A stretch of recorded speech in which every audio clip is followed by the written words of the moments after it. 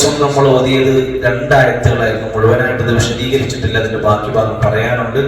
ആ 2 ആയത്തുകൾ ഒന്നുകൂടി ഓതി നോക്കാം. 39, 40 ആയത്തുകളാണ്. أعوذ بالله من الشيطان الرجيم. أذن للذين يقاتلون بأنهم ظلموا وإن الله على نصرهم لقدير. الذين أخرجوا من ديارهم بغير حق إلا أن يقولوا ربنا الله ولولا دفع الله الناس بعضهم ببعض لهدمت صوامع وبيع وصلوات ومساجد يذكر فيه اسم الله كثيرا ولينصرن الله من ينصره إن الله لقوي عزيز. أذن للذين يقاتلون بأنهم ظلموا. أذن الله تعالى അനുവാദം നൽകപ്പെട്ടിരിക്കുന്നു, അല്ലെങ്കിൽ അല്ലാഹു തആല അനുവാദം കൊടുത്തിരിക്കുന്നു.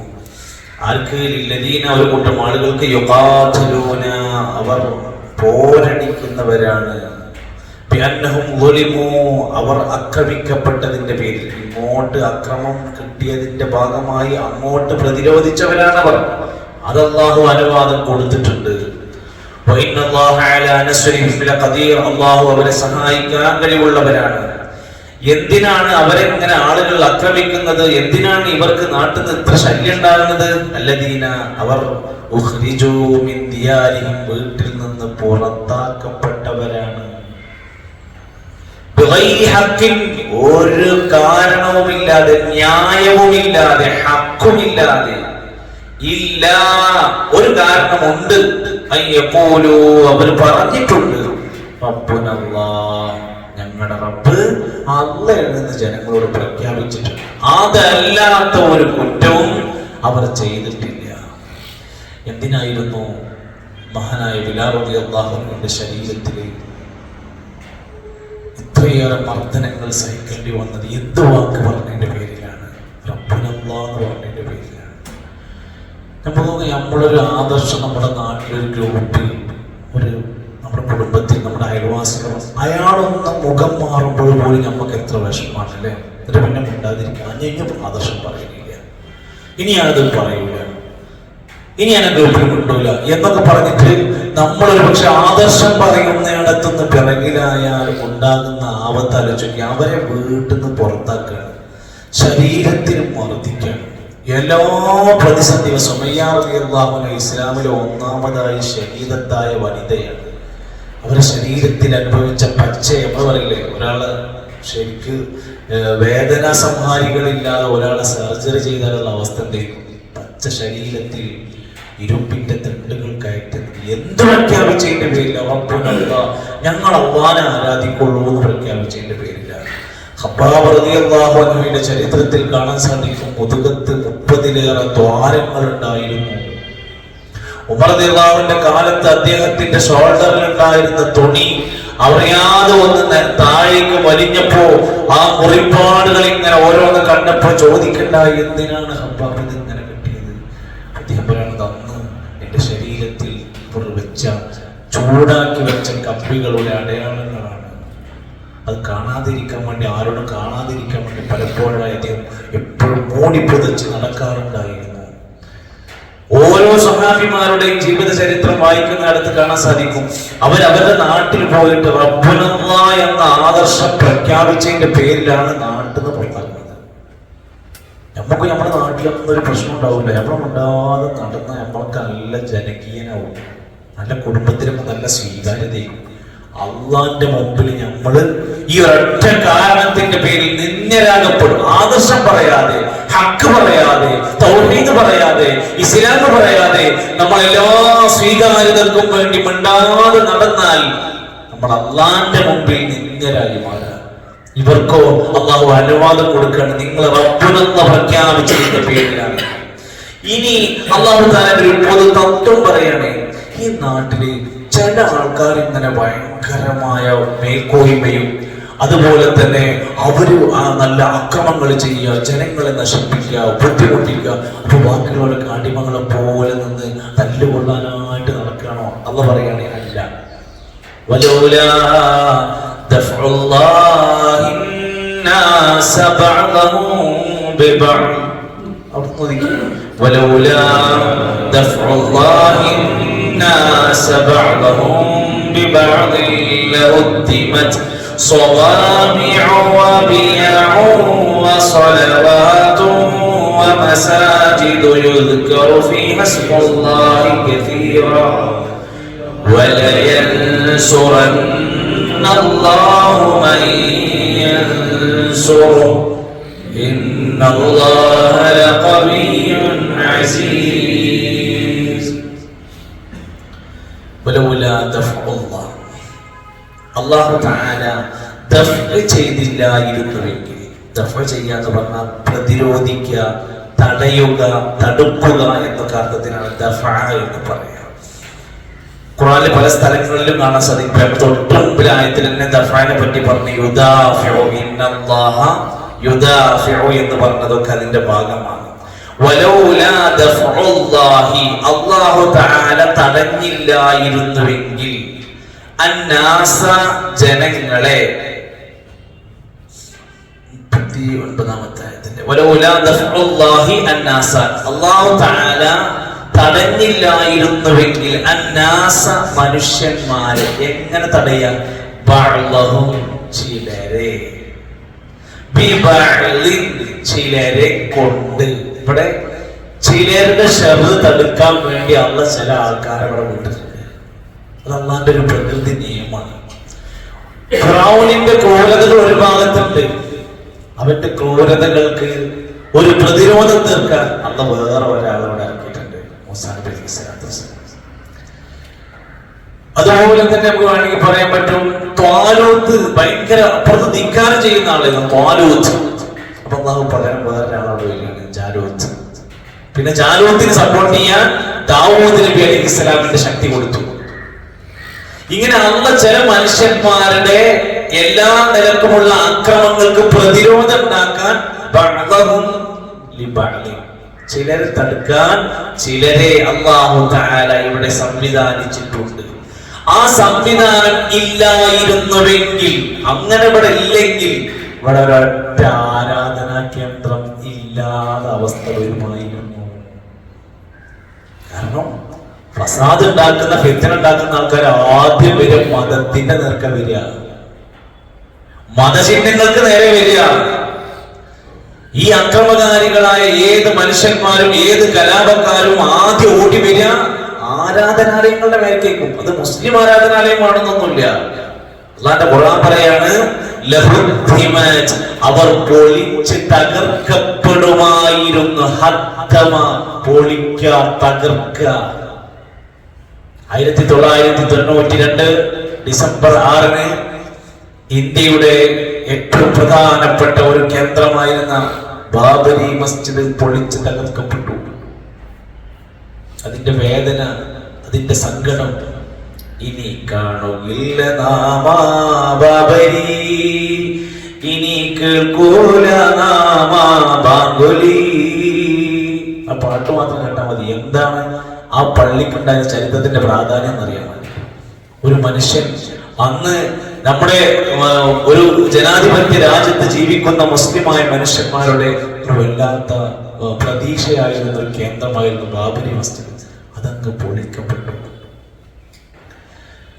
അത് മതി ലോകത്തെ എല്ലാ മുസ്ലിമിനെയും വേദനിപ്പിക്കാൻ, അത് മതിയായ തന്നെയാണ്. ഇവരെ കുറിച്ച് പറയാൻ ചില ആൾക്കാർ ചിലരെ പ്രതിരോധിച്ചില്ലായിരുന്നുവെങ്കിൽ അവർ പൊളിച്ച് തകർക്കപ്പെടുമായിരുന്നു. എന്തൊക്കെ പൊളിച്ചു തകർക്കുമായിരുന്നു? അവിടെ ഉണ്ടാകുന്ന സ്വവാമ്യകൾ. 4 വാക്കെന്ന് പഠിക്കണ്ടേ നമുക്ക്? സ്വവാമ്യ. വാക്കെന്താ സ്വവാമ്യായിട്ട്? ബിയല്ല, ബിയന്നല്ലേ? ബിയ. ബൈഅ എന്ന് പറഞ്ഞാൽ എന്താ? ബൈഅ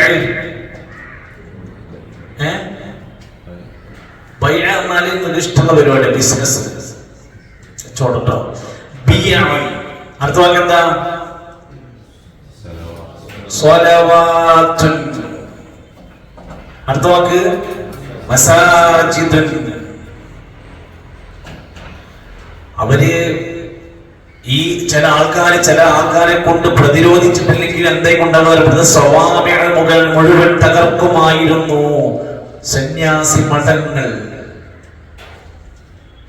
മറ്റു മതമുശ്രിക്കുകളായ ആൾക്കാര്, മറ്റു മതവിശ്വാസികളായ ആളുകളുടെ ആരാധനാലയങ്ങളായ മഠങ്ങൾ ഇവിടെ തകർക്കുമായിരുന്നു. ഇവിടുത്തെ നസ്രാനികളുടെ ചർച്ചുകൾ, ക്രിസ്ത്യാനികളുടെ ദേവാലയങ്ങൾ ഇവിടെ തകർക്കുമായിരുന്നു. കനീസകൾ, ക്രിസ്ത്യാനികളുടെ സെനഗോഗുകൾ,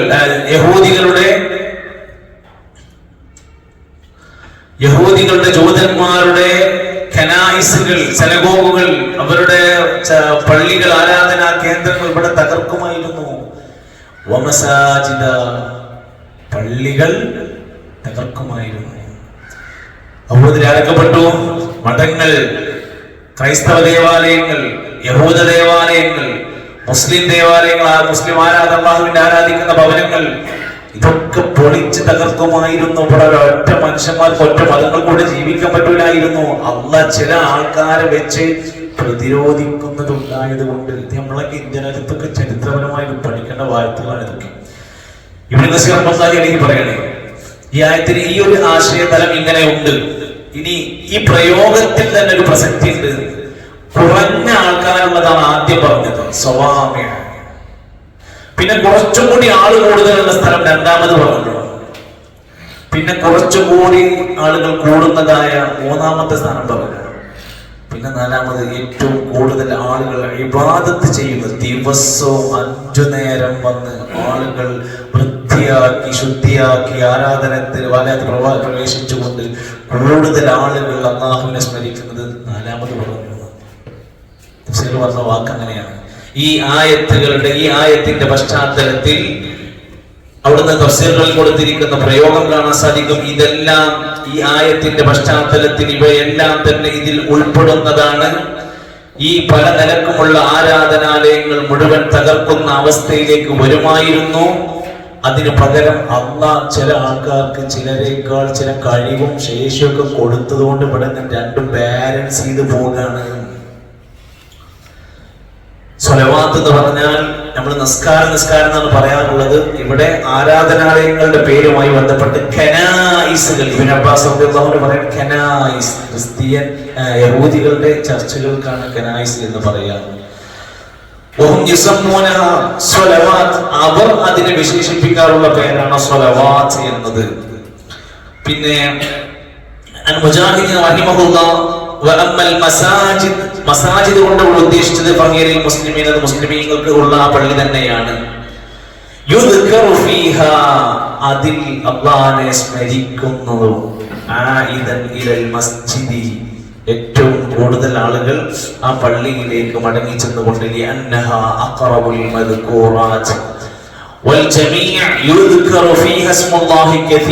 അതിൽ ധാരാളം ആളുകൾ അല്ലാഹുവിനെ സ്മരിക്കുന്നതാണ് പള്ളികൾ. പള്ളിയിൽ അല്ലാഹുവിനെ സ്മരിക്കണം.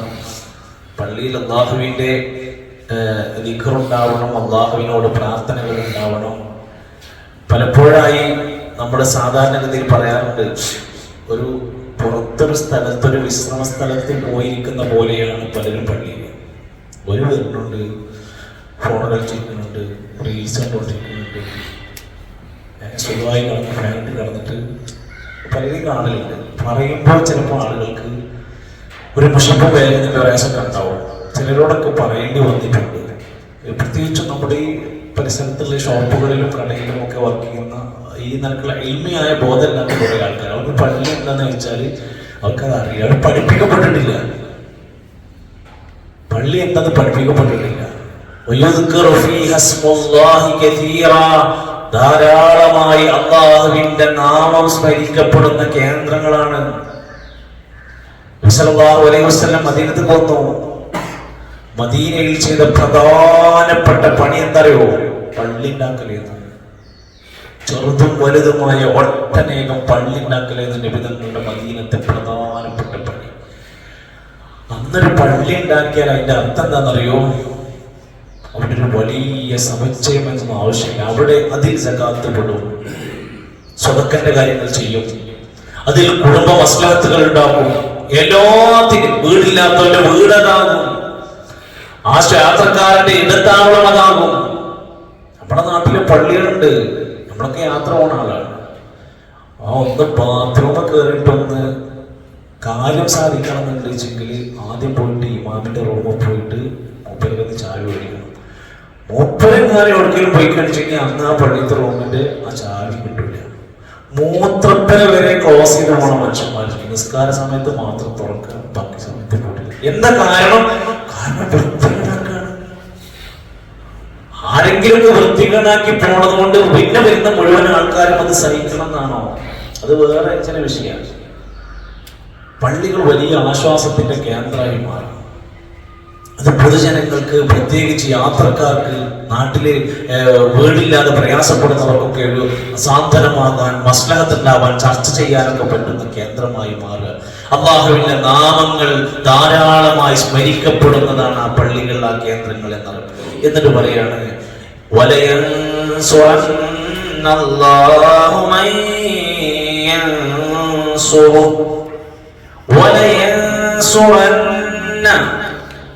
അവരെ അല്ലാഹു തആല സഹായിക്കുക തന്നെ ചെയ്യും. ആ അവസാനം പറഞ്ഞ ഞാണ്ടല്ലോ, ശക്തി കൂട്ടാൻ വേണ്ടി പറഞ്ഞു. അവരെ അല്ലാഹു സഹായിക്കുക തന്നെ ചെയ്യും. ആരെ? അല്ലാഹു അവരെ സഹായിക്കുന്നതാണ്. അവനെ സഹായിക്കുന്നവരെ. അല്ലാഹുവിനെ സഹായിക്കുക, അല്ലാഹുവിനെ ഇബാദത്ത് ചെയ്യുക, അല്ലാഹുവിനെ പറ്റി ജനങ്ങൾക്ക് പഠിപ്പിച്ചു കൊടുക്കുക, അല്ലാഹുവിനെ പരിചയപ്പെടുത്തി കൊടുക്കുക. അല്ലാഹുവിനെ സഹായിക്കുന്നവരെ അവൻ സഹായിക്കുക തന്നെ ചെയ്യും. യാ അയ്യുഹല്ലദീന ആമനൂ, സത്യവിശ്വാസികളെ, ഇൻ തൻസുറുല്ലാഹ യൻസുറുക്കും, അല്ലാഹു നിങ്ങളെ സഹായിക്കുകയാണെങ്കിൽ അല്ലാഹ് നിങ്ങളെ സഹായിക്കും. വയുസബ്ബിത് അഖ്ദാമക്കും, നിങ്ങളുടെ കാലുകൾക്ക് സ്ഥൈര്യം തരും. നിങ്ങളുടെ കാലുകൾക്ക് അല്ലാഹു തആല സ്ഥൈര്യം തരും, ഉറപ്പ് തരും. അല്ലാഹുവിന്റെ സഹായം നമുക്ക് കിട്ടുമോ? അല്ലാഹുവിന്റെ സഹായം കിട്ടും. അലാ ഇന്ന നസ്റുല്ലാഹി ഖരീബ്, അല്ലാഹുവിന്റെ സഹായം നിങ്ങൾക്ക് അടുത്തുണ്ട്. അല്ലാഹു സഹായിക്കും. ഈ വിശ്വാസം നമുക്ക് വേണം. എൻ്റെ പരീക്ഷയിൽ, എൻ്റെ കച്ചവടത്തിൽ, എൻ്റെ യാത്രയിൽ, എൻ്റെ ബിസിനസ്സിൽ എനിക്ക് ആരാ സഹായത്തിനുള്ളത് ചോദിച്ചാൽ അലാ ഇന്ന നസ്റുല്ലാഹി ഖരീബ്, അറിഞ്ഞോളൂ അല്ലാഹുവിന്റെ സഹായം വിശ്വാസിക്ക് അടുത്തുണ്ട്. അത് കിട്ടൂല എന്നുള്ള തോന്നലുണ്ടാകാൻ പാടില്ല. നിങ്ങളെ അല്ലാഹു സഹായിച്ചാൽ അതിനെ അതിജയിക്കാൻ വേറെ ഒരാൾക്കും കഴിയൂല. അല്ലാഹുവിന്റെ സഹായം ഉണ്ടെങ്കിൽ പിന്നെ വേറെ ആൾക്കാരെ വേറെ എന്തെങ്കിലും ചെയ്യാൻ പറ്റൂ? നമ്മൾ പ്രാർത്ഥിക്കുന്ന പ്രാർത്ഥനയിൽ പോലും അല്ലാഹുവേ നീ എന്നെ സഹായിക്കണേ എന്ന് പറയുന്നുണ്ട്. ആമന റസൂൽ ഓതി കഴിയുമ്പോഴേ അവസാനത്തും എന്താ പറയുന്നത്? ഫൻസുർനാ. അവസാനം ആമന റസൂലിന്റെ അവസാനം ഫൻസുർനാ അലൽ ഖൗമിൽ കാഫിരീൻ. അല്ലാഹുവേ കാഫിരീങ്ങളുടെ മേൽ ഞങ്ങളെ സഹായിക്കണേ, ഞങ്ങളെ സഹായിക്കണേ. മറ്റു ചില പ്രാർത്ഥനകളിൽ കാണാൻ സാധിക്കും ربنا آمنا ربنا اغفر لنا ذنوبنا وإسرافنا في أمرنا وثبت أقدامنا وانصرنا على القوم الكافرين. പ്രവാചകന്മാരുടെ കൂടെ ഉണ്ടായിരുന്ന ആൾക്കാർ പ്രാർത്ഥിച്ച പ്രാർത്ഥനയാണ് നമ്മൾ പ്രാർത്ഥിക്കണം. സൂറത്തു ആൽ ഇംറാനിലെ 147 ആയത്ത് എവിടെയെങ്കിലുമൊക്കെ എഴുതി വെക്കണം.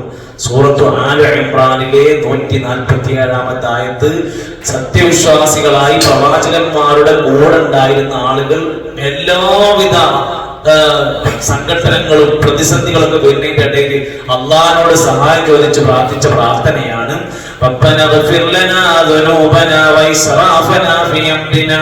പടച്ചോനെ ഞങ്ങളെ തോന്നിയ അബദ്ധങ്ങളും തെറ്റുകളൊക്കെ പുറത്തു തരണം. وثبت أقدامنا, ഞങ്ങളുടെ കാലുകൾക്ക് സ്ഥൈര്യം തരണം. وانصرنا على القوم الكافرين, കാഫിരീങ്ങളുടെ മേൽ ഞങ്ങൾക്ക് അല്ലാഹുവേ സഹായം തരണം. അല്ലാഹുവിന്റെ സഹായത്തിന് വേണ്ടി പ്രാർത്ഥിക്കാം. ബദറിൽ എന്തുണ്ടായത്? ഒറ്റ വാക്ക് പഠിച്ചു. ബദറിൽ എന്തുണ്ടായത്? അള്ള സഹായിച്ചു. ഫലഖദ് നസറകുമുല്ലാഹു ബിബദരി.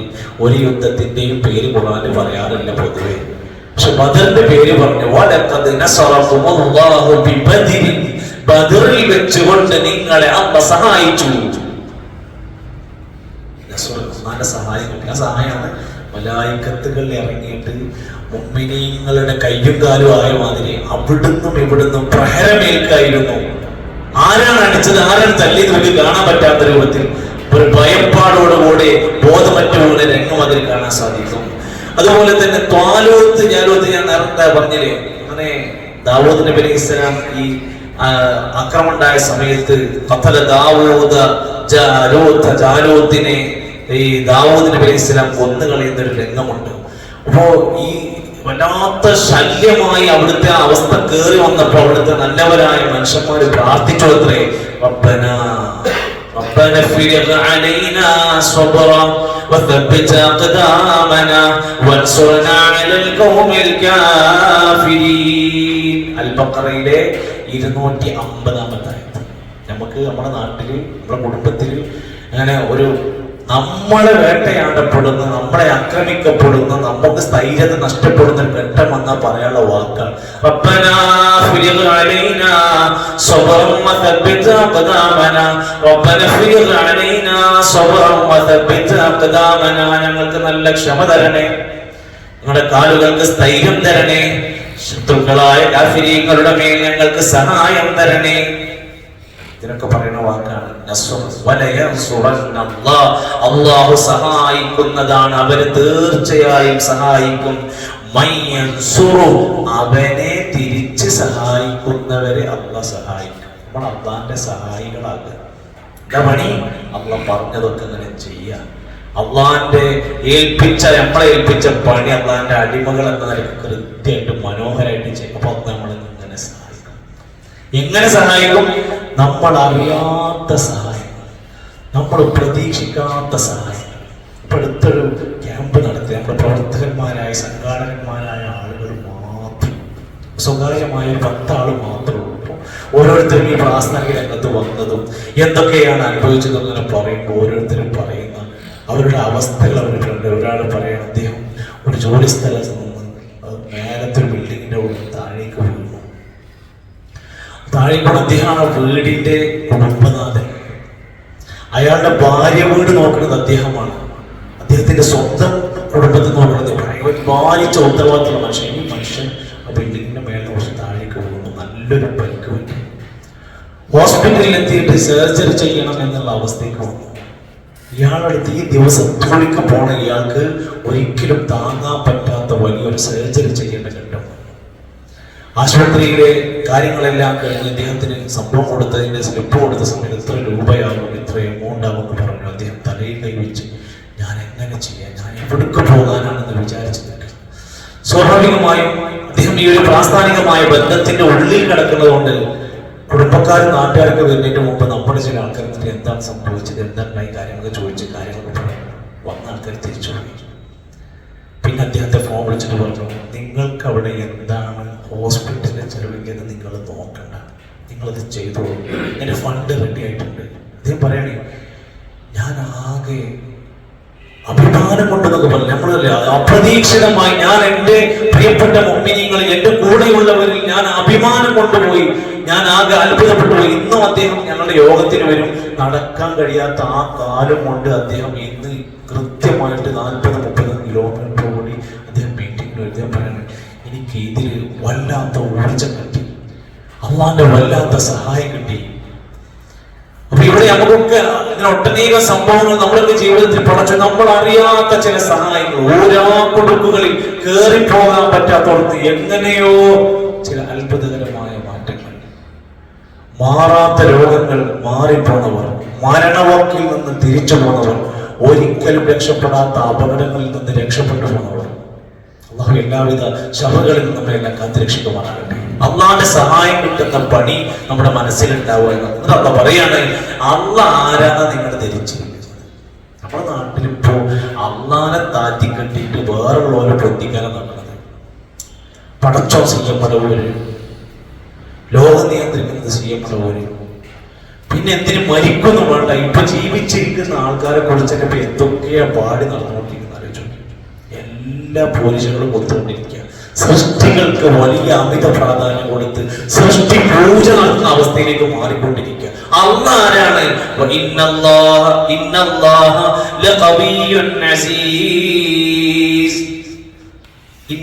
തീർച്ചയായും അല്ലാഹു ലഖവിയ്യുൻ, തീർച്ചയായും ശക്തനാണ്, അസീസുൻ, പ്രതാപവാനാണ്.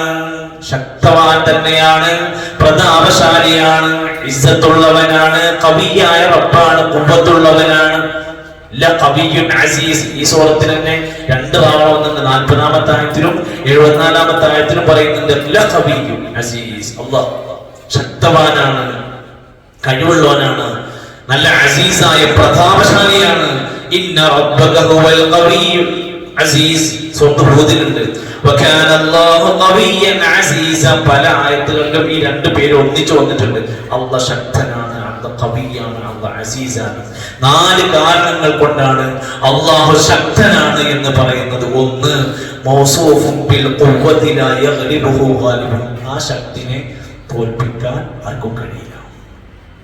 നമ്മുടെ എല്ലാ ശക്തി, എല്ലാവരുടെയും ശക്തി ഒന്നിച്ചെടുത്താൽ പോലും അള്ളാഹു എന്ന ഒറ്റ ശക്തിയുടെ ശക്തി ഒന്നും ചെയ്യാൻ ആർക്കും കഴിയില്ല. 2, ഖവിയ്യും ഫീ ഫിഅലിഹി ഖാദിറുൻ അലാ ഇത്മാമിഹി. ഒരു കാര്യം ചെയ്യണമെന്ന് അല്ലാഹ് വിചാരിച്ചാൽ അത് ഫുള്ളാക്കി ചെയ്യാൻ അല്ലാഹ്ക്ക് കഴിയും. നമുക്കൊന്നും ചെയ്യാൻ കഴിയില്ല.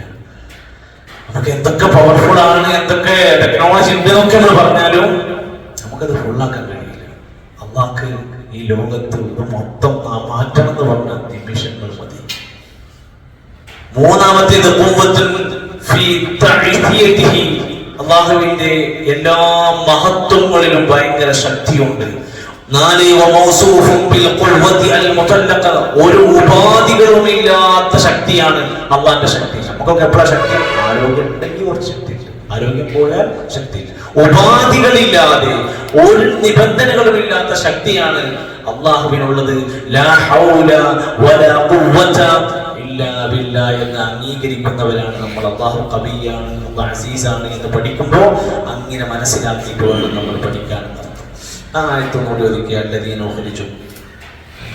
الذين أخرجوا من ديارهم بغير حق إلا أن يقولوا ربنا الله ولولا دفع الله الناس بعضهم ببعض لهدمت صوامع وبيع وصلوات ومساجد يذكر فيها اسم الله كثيرا ولينصرن الله من ينصره إن الله لقوي عزيز.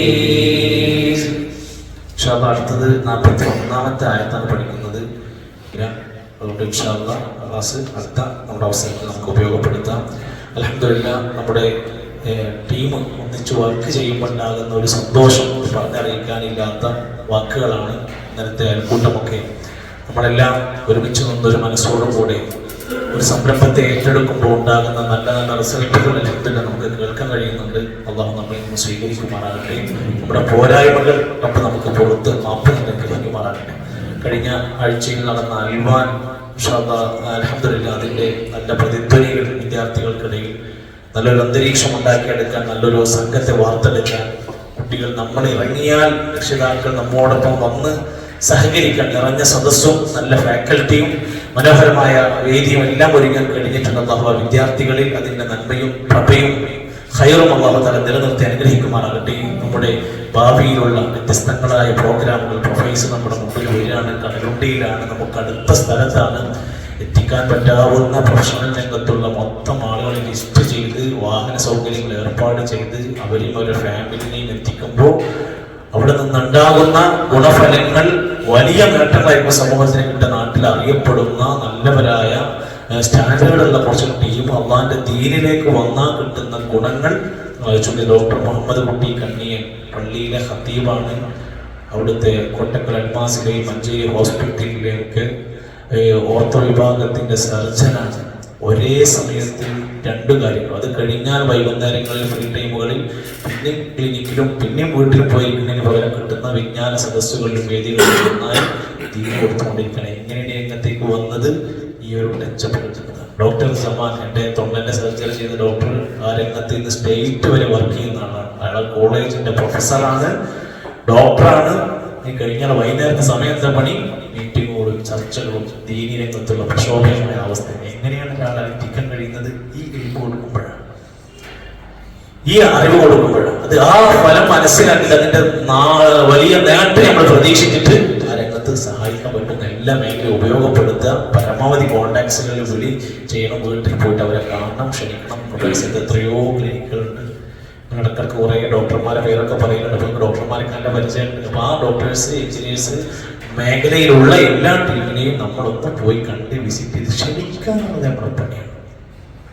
ഒരു വില വന്നില്ലെന്നുള്ളത് നിങ്ങൾ നോക്കണ്ട. നമ്മൾ പോയിട്ട് മാന്യമായിട്ട് നമ്മുടെ വീട്ടിലൊരു കല്യാണ തക്കാരുണ്ടാകുമ്പോൾ നമ്മൾ വിളിക്കണമായി വിളിച്ചാലും ഒരു വിളിക്കും. അല്ലാഹു നമ്മെ വലിയ പുണ്യങ്ങൾക്കുള്ള ഒരു വലിയ കാരണമാക്കി അല്ലാഹു അനുഗ്രഹിക്കുമാറാകട്ടെ. നമ്മുടെ ചലനങ്ങൾ, നമ്മുടെ പ്രബോധന പ്രവർത്തനങ്ങൾ, നമ്മുടെ അധ്വാനങ്ങൾ നാളെ പരലോകത്തെ വലിയ ആധാറുകളാക്കി അല്ലാഹു മാറ്റിത്തരുമാറാകട്ടെ. അല്ലാഹു ഞങ്ങളുടെ പ്രിയപ്പെട്ട സഹോദരങ്ങൾ പലരും രോഗാവസ്ഥയും പ്രയാസങ്ങളിലും ഒക്കെ കഴിഞ്ഞുകൊണ്ടിരിക്കുന്ന പള്ളിയുടെ വിവിധങ്ങളായ പ്രവർത്തനങ്ങൾ തുടക്കം മുതൽ ഇതിനെ സഹായിച്ച പലരും പള്ളികളിൽ പോലും വരാൻ കഴിയാത്ത അവസ്ഥകളിലൊക്കെ പ്രയാസപ്പെട്ടുകൊണ്ടിരിക്കും. അല്ലാഹുവേ നീ അവർക്ക് ആശ്വാസവും ക്ഷമയും ഈമാനും പ്രതിഫലവും പുണ്യവും നൽകണമേ റഹ്മാനേ. അല്ലാഹുവേ ഞങ്ങളെ സഹായിക്കുന്ന ഒരുപാട് സഹോദരങ്ങൾ സാമ്പത്തികമായും ശാരീരികമായും അഭിപ്രായങ്ങൾ പറഞ്ഞുമൊക്കെ അല്ലാഹുവേ നീ അവരെ ശക്തിപ്പെടുത്തുകയും സഹായിക്കുകയും ചെയ്യണം റഹ്മാനേ. അല്ലാഹുവേ ഞങ്ങളുടെ എല്ലാ നല്ല പ്രവർത്തനങ്ങളിലും നീ ഖൈറും ബറക്കത്തും പ്രദാനം ചെയ്യണമേ. ഞങ്ങളുടെ കുടുംബത്തിൽ സന്തോഷം അനുകരിപ്പിക്കണമേ. ഞങ്ങളുടെ കച്ചവടങ്ങളിൽ, മേഖലകളിൽ, വരുമാനങ്ങളിൽ ബർക്കത്ത് നൽകണമേ. അല്ലാഹുവേ ഞങ്ങളുടെ ജീവിതത്തിലെ അബദ്ധങ്ങൾ, സ്ഖലിതങ്ങൾ, പോരായ്മകൾ, തെറ്റുകുറ്റങ്ങൾ ഞങ്ങൾക്ക് പുറത്തു മാപ്പ് നൽകി സഹായിക്കണം റഹ്മാനേ. ربنا تقبل منا انك انت السميع العليم وتب علينا انك انت التواب الرحيم وصلى الله على نبينا محمد والحمد لله رب العالمين. سبحانك اللهم وبحمدك اشهد ان لا اله الا انت استغفرك واتوب اليك. السلام عليكم ورحمه الله وبركاته.